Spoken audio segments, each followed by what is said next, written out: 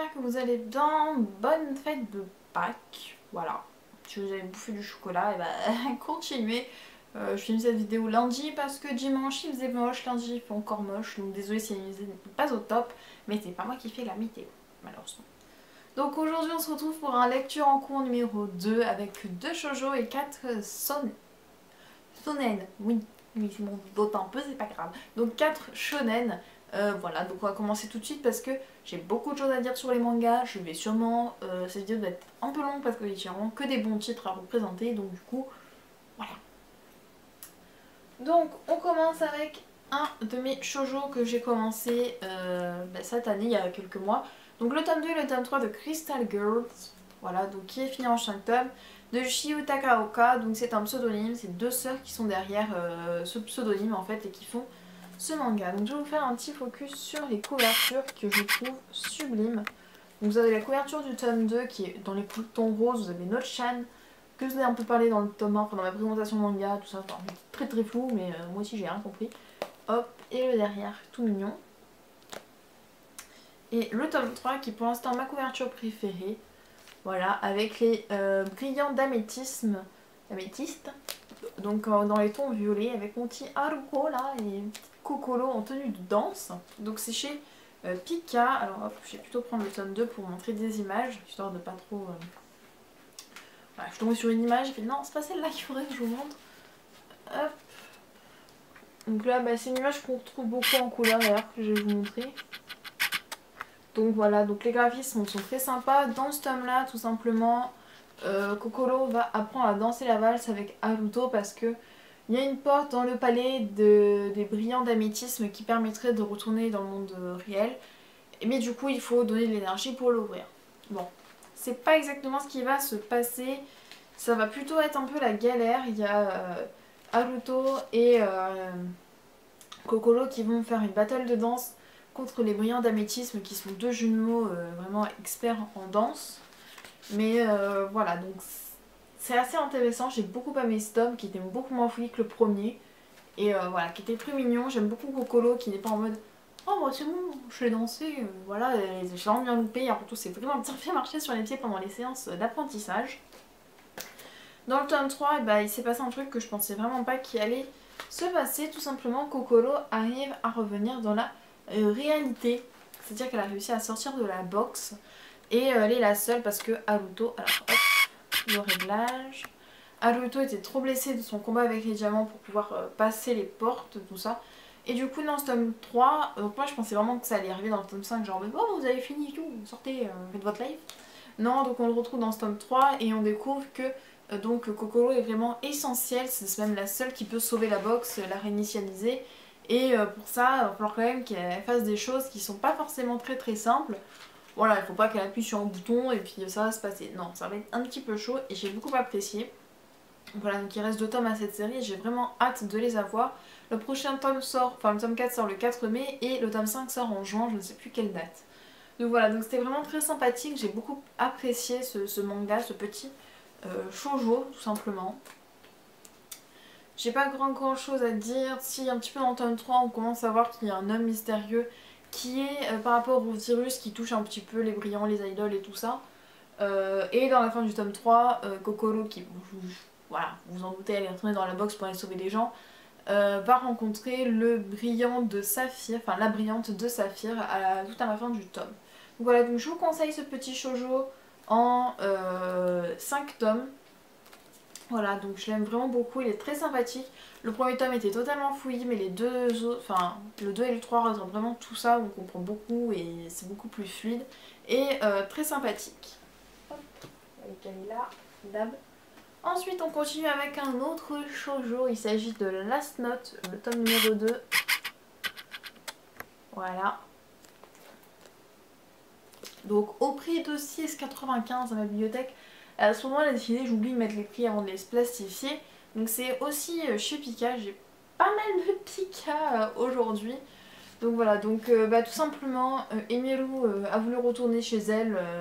Mais sa maison était tout simplement tombée sous le poids de la neige qui élevait sous son toit. Donc du coup elle continue à vivre avec Aki et Haru. Et du coup elle va au lycée.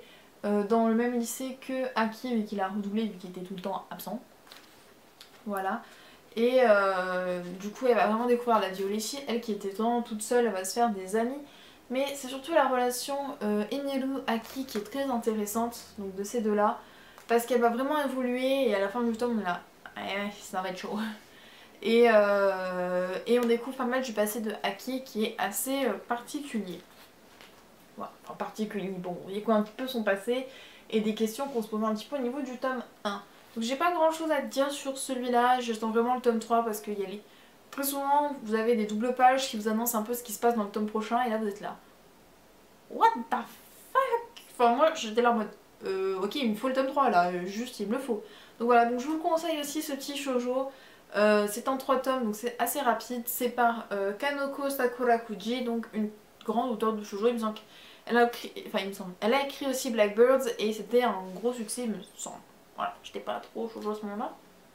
Hop, donc elle là.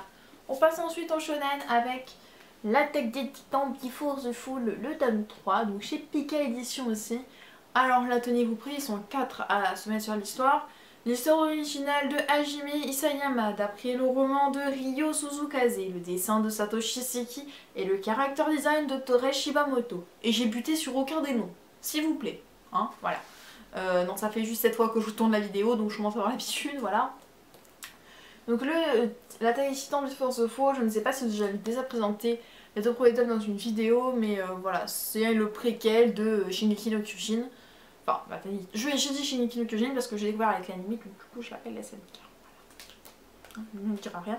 Donc dans ce tome-là, et ben, Kyolo, il me semble qu'il s'appelle comme ça, le personnage principal, a réussi à s'infiltrer lors d'une sortie du bataillon d'exploration.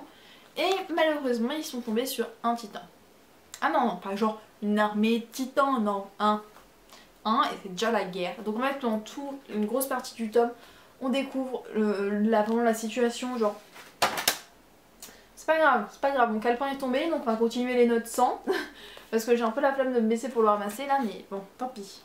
Donc du coup là, le truc c'est que ils sont vraiment dans la galère, on voit vraiment la galère que c'est, parce que tout simplement... autant dans Shingeki no Kyojin, donc l'œuvre originale, disons le matériel tridimensionnel comme vous pouvez voir sur celle-là là, on va faire un petit voilà, si on peut refocus sur ma tête maintenant. Donc là comme vous avez sur Mikasa, ils ont des trucs à propulsion et tout, ça va. Là le souci c'est qu'ils sont à cheval, qu'ils ont donc leurs épées, qu'ils ont au pire des petits fusils, mais que le souci c'est que le point faible des titans c'est dans la nuque et qu'on pouvait juste lui toucher les talons, c'est un peu compliqué. Et c'est la dèche, totalement la dèche. On voit dans ce tome là que c'est la galère les titans, hein. Là l'humanité elle est pas prête du tout, elle est pas du tout armée pour. Donc là, bon, on ne fait pas mourir le héros au bout de 3 tomes.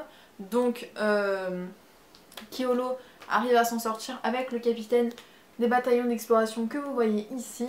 Et donc il arrive à retourner en ville, mais en ville, les brigades spéciales attendent Kyolo pour le choper et l'arrêter. Parce qu'il est accusé de kidnapping et de massacre. Bon, voilà, un petit truc du tome 1 et 2 qui serait assez compliqué à vous expliquer. Ah, c'est un seinen. Hein?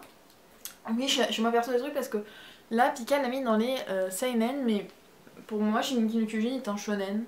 Donc on va continuer à dire que c'est un shonen, hein, on n'a rien vu, c'est pas grave. Donc voilà. Très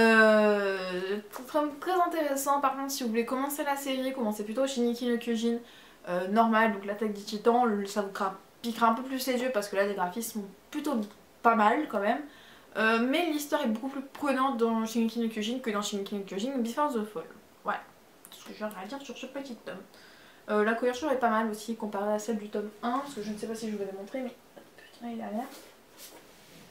Voilà ce qu'on a vu pour la couverture du tome 1, qui était quand même sacrément dégueulasse. Je peux vous dire que j'aurais juste vu cette couverture là, j'aurais pas commencé la série, même si j'en suis une grande fan.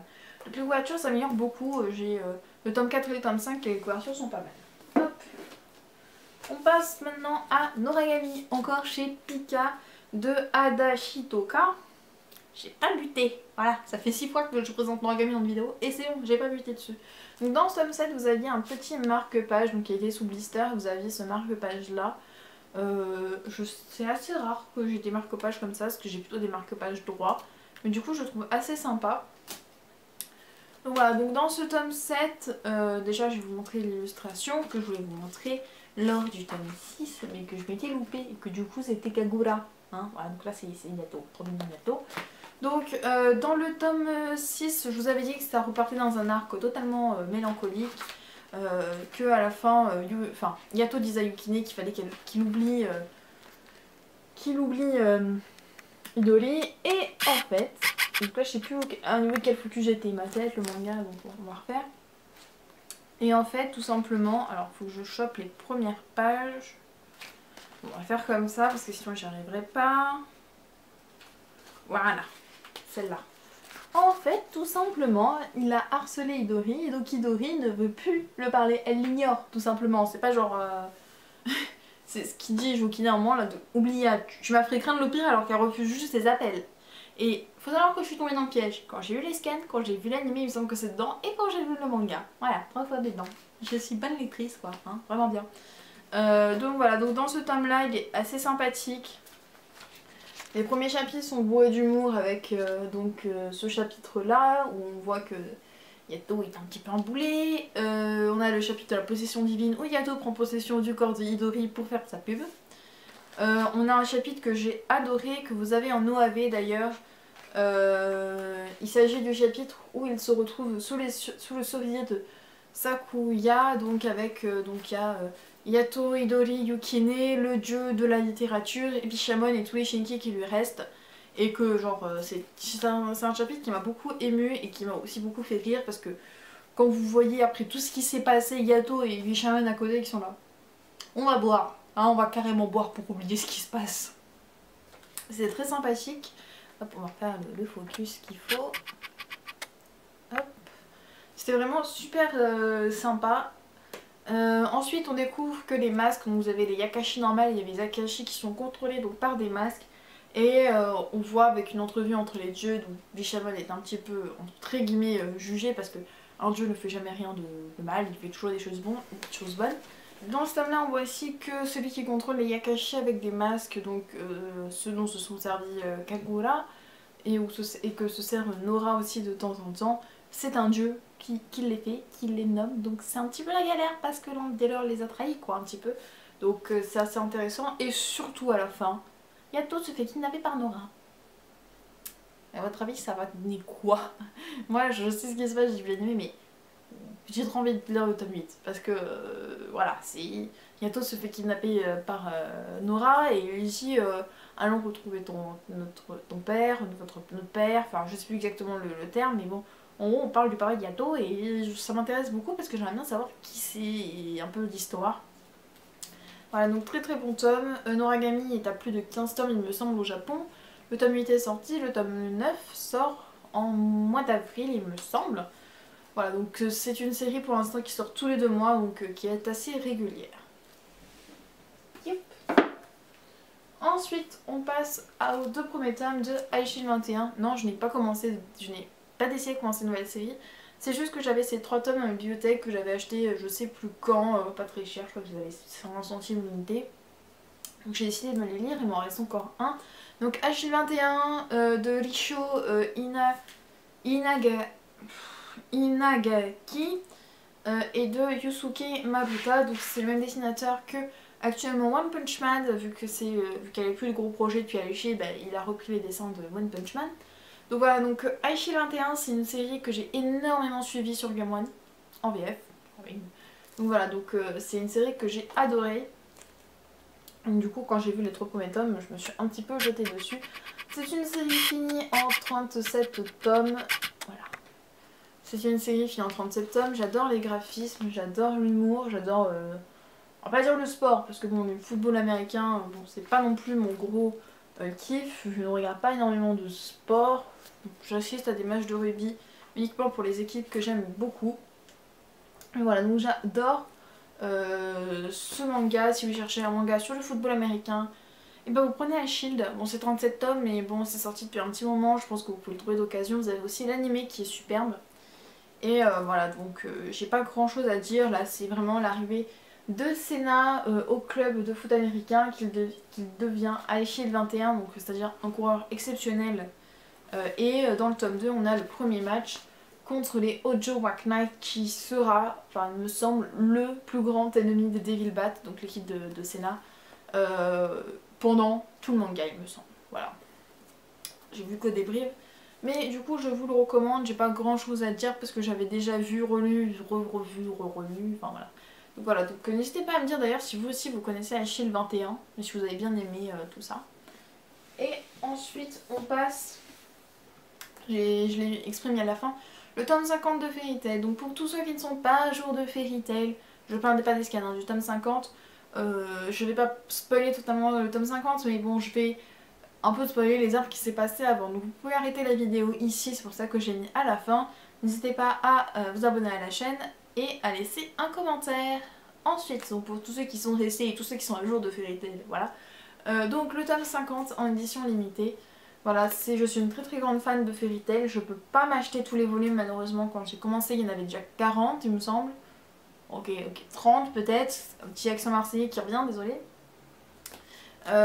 Et du coup bah là quand il y avait l'édition limitée du tome 50 je me suis repris, je vais peut-être reprendre la série tout simplement parce qu'elle me plaît vraiment. Donc tout simplement on a passé, donc c'est un an après l'arc Tartaros, donc qui est juste magnifique comme arc, hein. Si vous voulez vous remettre à Fairy Tail, bah, juste pour cet arc là il faut. Donc voilà, donc, et là on va passer, donc ça fait un an que la guilde a été dissoute. Donc Lucie, Natsu vont rechercher les anciens membres. D'ailleurs je vais vous montrer un petit truc. Hop, voilà, la jaquette est réversible. Pour ce qui est de l'édition collector, je vous en montrerai plus dans le book haul de mars. Donc en fait, on va refaire le focus. Voilà, je ne sais pas si on m'entend quand je fais le focus qui fait du bruit. Donc Lucie et Natsu repartent chercher les membres de Fairy Tail qui sont un peu partis. Ils sont partis dans des autres guildes ou quoi. Donc par exemple, le premier membre qu'ils arrivent à retrouver c'est Wendy qui est chez les Lamia Scale. Voilà, je dis ça n'importe comment, c'est pas grave. Et en fait on va découvrir tout simplement ce que sont devenus Genji, Levi, Erza, Jubia, Grey. Il me semble que c'est tout. Il me semble que c'est tout. On voit un peu la ville de... la guilde de Sabretooth, mais c'est tout. Donc voilà, j'ai trouvé ça très intéressant. On découvre aussi une nouvelle guilde noire qui s'appelle l'Avatar. Voilà, et j'ai trouvé ça, ce chapitre, un petit peu super. Quand moi j'ai lu en scan, parce qu'il faut savoir que je lis à peu près tout en scan, j'ai eu un gros coup de flip, mais ça m'a rassurée, parce que voilà. En scan, il faut savoir que vous avez un chapitre, donc là il y a... je vais regarder au début. Voilà, il y a 1, 2, 3, 4, 5, 6, 7, 8, 9. Il y a 9 chapitres. Voilà, il y a 9 chapitres. Et il faut savoir que quand vous lisez en scan, vous avez un chapitre par semaine. Donc des fois vous êtes là. Je veux la suite. Très rapidement, je veux la suite. Voilà, donc j'ai vraiment apprécié ce tome là. Très sympa, c'est vraiment une transition avec le nouvel arc qui va venir. Qui commencera je pense dans le tome 54 peut-être. Je pense vers ces eaux là. Qui est vraiment, qui annonce beaucoup de choses pour l'arc qui suit celui-là. Et que j'aurais hâte de vous en parler dans mes prochaines vidéos. Voilà, c'était tout pour aujourd'hui. J'ai un peu passé sur certains mangas, donc par exemple Fairy Tail, je vous raconte pas exactement tout parce que je sais que ça fait partie des gros shonen et que beaucoup n'aiment pas être spoilés. D'ailleurs, si dans les commentaires vous avez l'intention d'essayer de me spoiler, ça sert à rien, je lis en scan, votre commentaire sera immédiatement supprimé. Si vous voulez parler du manga, de ce manga là, ou des tomes un petit peu avant, n'hésitez pas à mettre entre crochets ou entre parenthèses spoil ou spoiler Fairy Tail, comme ça les gens comprennent, moi je lirai parce que ça... On peut en parler, mais il faut que par exemple les gens qui sont au tome 25 puissent se dire ah je passe ce commentaire là parce que comme ça je me fais pas spoil. Voilà. Aussi simplement que ça. J'espère que cette vidéo vous a plu, je suis désolée d'être un peu en retard, normalement je veux poster ça le dimanche et puis j'ai totalement pas eu le temps. Donc la prochaine vidéo que vous retrouverez, vu que maintenant je me suis fixée à 3 vidéos par semaine, ce sera une présentation des... Les enfants de la baleine, donc je vous retrouve mercredi. Ciao!